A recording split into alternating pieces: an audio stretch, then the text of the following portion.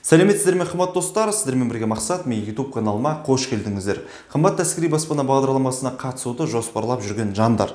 Үлкен өтініш, осы бейнероликке қатты назар салсаңыздар, себебі мен сіздерге қазір бағдарламаға дайындалу барысында қандай 5 қателікке жол бермеу керектігін айта кететін боламын. Үлкен өтініш, мақсатпен YouTube каналына жазылып, осындай 180-нен астам баспана мәселесіне байланысты бейнероликтерді жіберіп алмасаңыздар екен. Астыға рет түсірсеңіздер, подписаться деген бар. Енді бүгінгі тақырып әскери баспана бағдарламасына дайындалу барысында қандай 5 қателікке жол бермеу керек. Ең бірінші, достар, депозит сатып алудың ешқандай қажеттілігі жоқ. Яғни алдыңғы мен бейнероликтерін көретін болсаңыздар, мен сіздерге айта кеттім, бұл жол әскери баспана қатысу барысында сіздердің жинаған вознагражденияларыңыз, яғни сыйақыларыңыз маңызды дедім.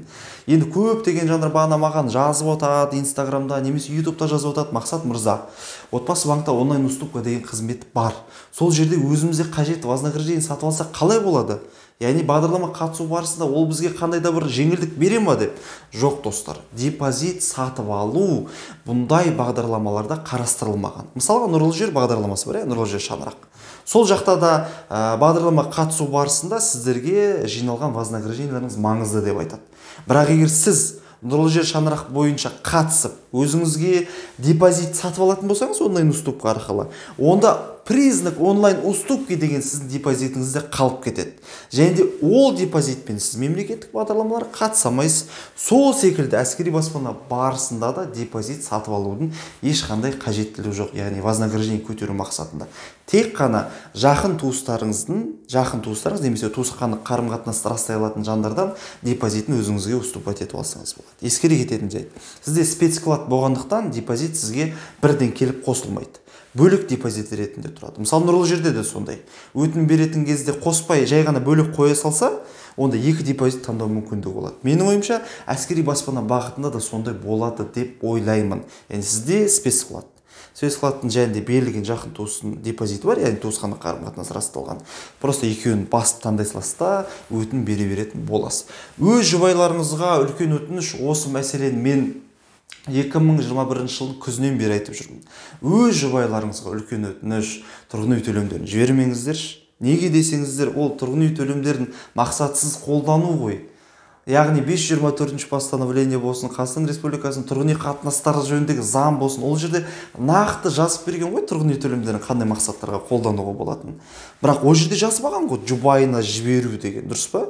Яғни мақсатсыз қолданды дейді, ертең банк осы үшін сіздерге отказ береді.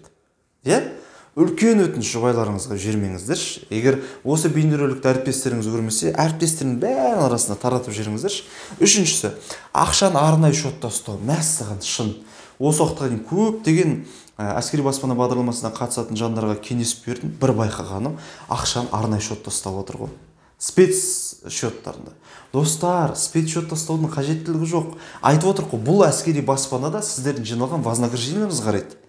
Яғни қалай сіз оны спец счетта ұстап отырасыз, депозитке аудармай, егер спец счетқа ешқандай вознаграждение жүрмесе?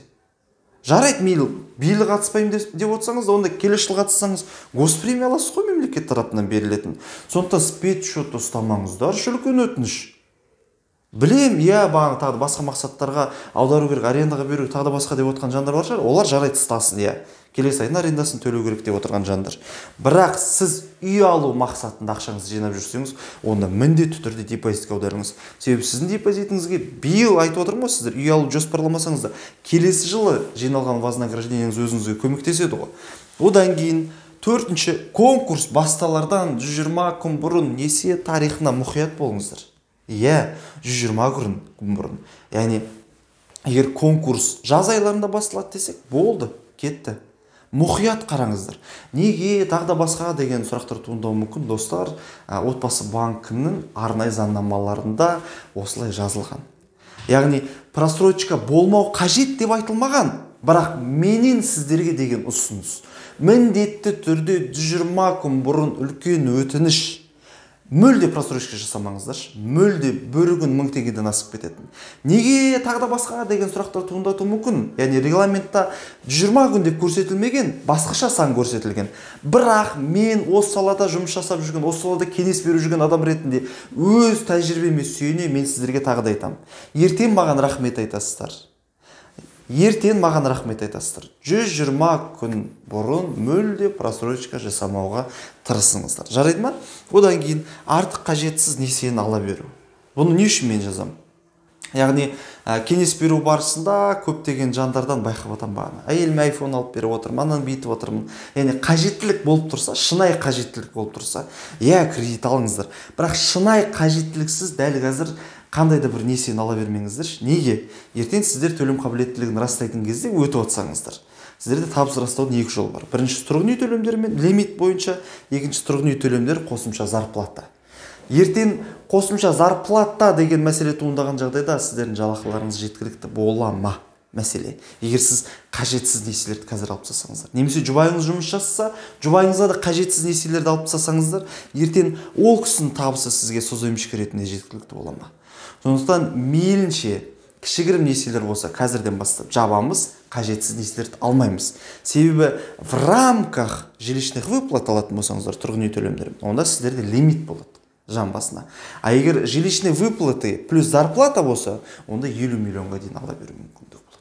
Мысалы, біреуіңіз енді үлкен үй алғыларыңыз келіп отқан шығар, мемлекет төлеп отыр, үлкен үй ала берейін деген. Сондықтан достар, үлкен өтініш, депозит сатып алмаңыздар, ол сіздерге көмектеспейді. Өз жұбайларыңызға жібермеңіздер, ол сіздерге отказ келуге алып келеді көп жағдайларда.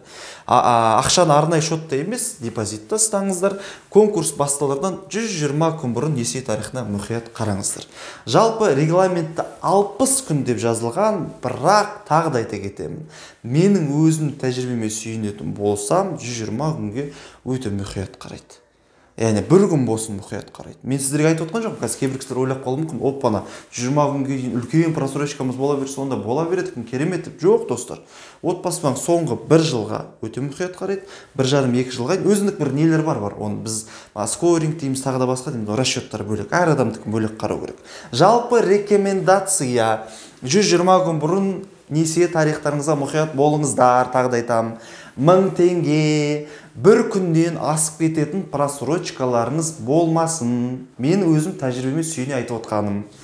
Ары қарай артық қажетсіз несие алмаңыздар. Ертең төлем қабілеттілігін, тұрғын үй төлемдері қосымша жалақы ретінде табыс растайтын болсаңыздар, мына жалақыларыңыз нагрузка болып қалуы мүмкін. Себебі ескеріңіздер, бұл жерде тек қана сіздің кредиттарыңыз қарастырылмайды. Жан басына шаққан кезде күнкөріс деңгейі деген түсінік бар. Ол да ескеріледі. Соның бәрін алған кезде ертең бағанағы лимиттен аса алмай жүрмеңіздер. Яғни айттым ғой, жилищный выплатамен лимитқа береді, белгілі бір лимитқа. Бұл жағдайда қанша кредит бар, қанша кредит жоқ, ол қарамайды. Егер жилвыплата плюс зарплата болса, оны кредитке де қарайды, оны күнкөріс деңгейіне де қарайды. Бұл жөнінде мен алдыңғы бейнероликтен толыққанды түсіндіріп өткем. Тағы да айтамын, артық қажетсіз несие алмаңыздар. Дәл қазір конкурсқа қатысып алыңыздар, отырыңыздар, жеңіске жете беріңіздер. Сол қымбатты достар, жалпы бейнеролик сіздерге пайдалы болды деп ойлаймын. Үлкен өтініш мақсатпен YouTube каналына жазылып, группаға таратсаңыздар, әріптестеріңізге таратыңыздар. Өзіңіз биыл қатыспайын деп отырсаңыз, жіберіңіз группаға, әріптестеріңіз білсін, жақындарыңыз білсін, туысқандар білсін. Мысалы, ағайындар группасы тағы да басқа деген болып жатады ғой. Мүмкін ағайындардың группасының арасында сіздің жақын туысыңыздың жақын досы, жекжаты мысалға да осы ішкі істер саласында жұмыс жасайтын шығар. Яғни әскери баспана қатыса алатын салада. Бәріне таратыңыздар. Мақсатпен YouTube каналына подписаться жасап қойыңыздар. Үлкен алғыс сіздерге. Әр қазақстандық баспаналы болсын. Мақсатпен мақсатқа.